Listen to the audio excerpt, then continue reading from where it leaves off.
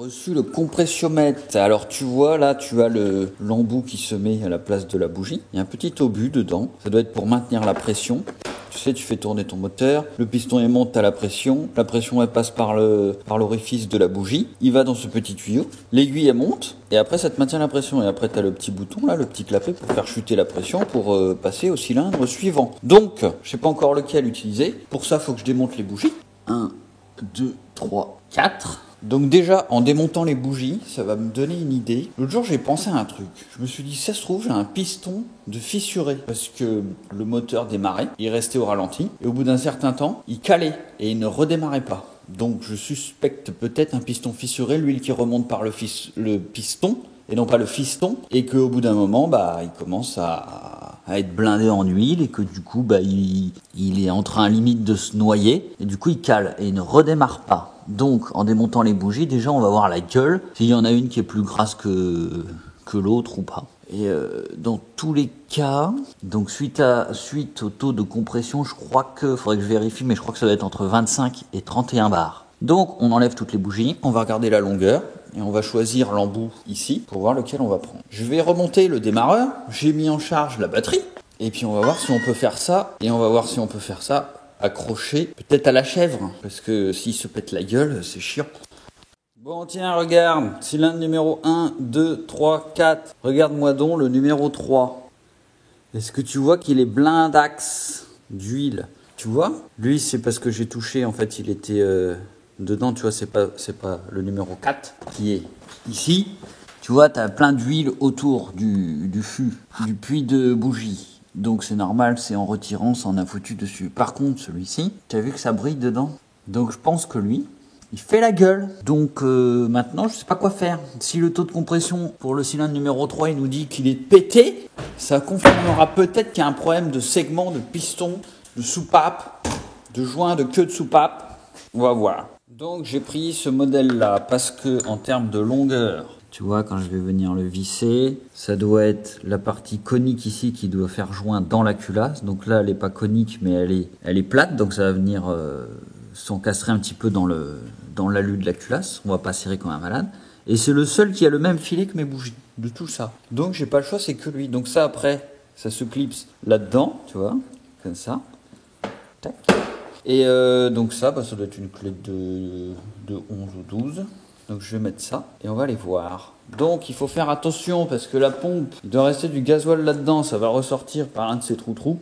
Et il y a un autre truc à faire gaffe, c'est que il est fort possible qu'il y ait encore de l'huile dans les cylindres, donc ça risque de gicler. Donc je sais pas comment faire, je pense que je vais mettre un papier devant. Je vais serrer mon démarreur, je vais y brancher la batterie. On a le plus d'excitation normalement ici, donc c'est-à-dire que tu branches ton plus, ton moins, et dès que tu branches le plus là, ton moteur il tourne. Mais pour ça je vais l'accrocher d'abord, parce que là sinon il va se péter la gueule. Bon, c'est parti, le compressiomètre est branché au cylindre numéro 1. J'ai mis un petit papier ici pour éviter que ça gicle de partout. Le démarreur est branché ici à la batterie. Et donc maintenant, je vais essayer de te poser quelque part pour que tu puisses voir. Cylindre numéro 1.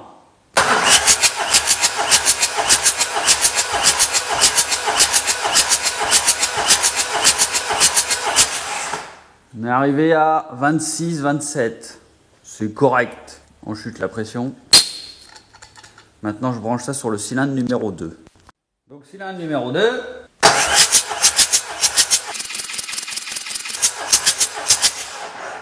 On est à 25. Le fameux cylindre numéro 3.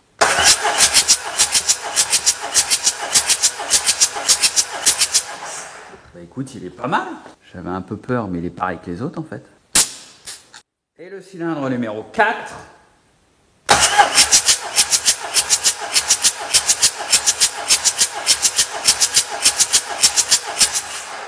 « 22.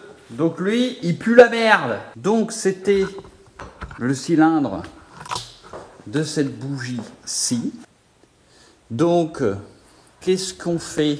Eh ben, on va peut-être ouvrir, on va peut-être déculasser. Ça vaudrait le coup de déculasser. Parce que s'il n'y a pas de piston pété, eh ben, ça veut dire qu'on peut juste se retaper une petite segmentation. On va aller faire l'autre là pour voir, pour comparer. Bon, les bougies de la bleue sont démontées, elles n'ont pas du tout les mêmes gueules. Tu vois, ça sent les bougies qui fonctionnent, ça sent les bougies qui fonctionnent plus.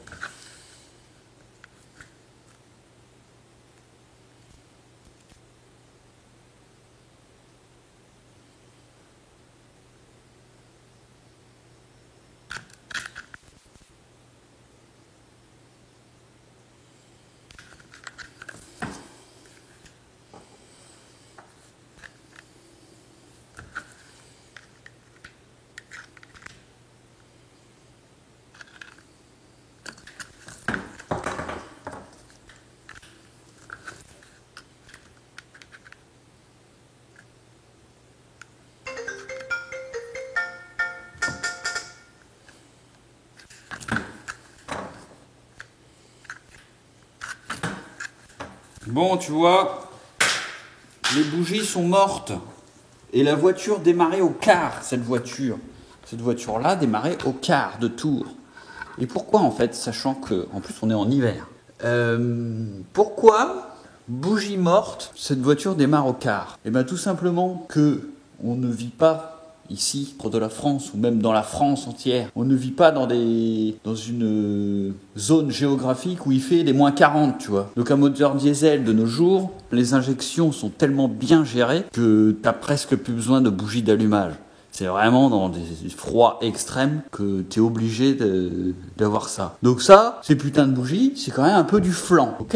Donc 4 bougies mortes, 4 bougies qui fonctionnent. Et puis voilà, on va passer au test de compression de ceci. Bon, c'est parti, deuxième moteur. J'ai branché le bignou ici pour brancher le compressiomètre. Donc, voiture au point mort, t'enlèves tous tes petits manchons que t'avais dans tous les orifices que t'as mis. Quand je dis manchons, c'est des bouts de papier que t'as mis dedans, parce que ça va aspirer quand même un petit peu. Donc, véhicule au point mort, démarreur débranché. Toutes les autres cosses ne sont pas débranchées. J'ai rebouché comme l'autre côté l'arrivée et le retour de gasoil. Je branche le compressiomètre et on fait le premier test. J'espère qu'il va y avoir une petite différence avec l'autre moulin.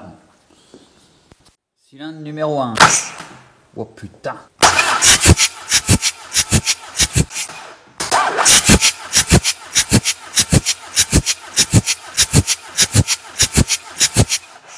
« 25 comme l'autre. La batterie commence à peiner.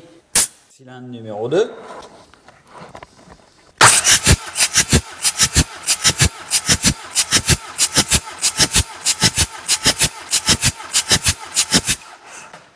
26, c'est pas mal. Numéro 3, je sais pas si la batterie elle va tenir jusqu'au numéro 4. C'est parti.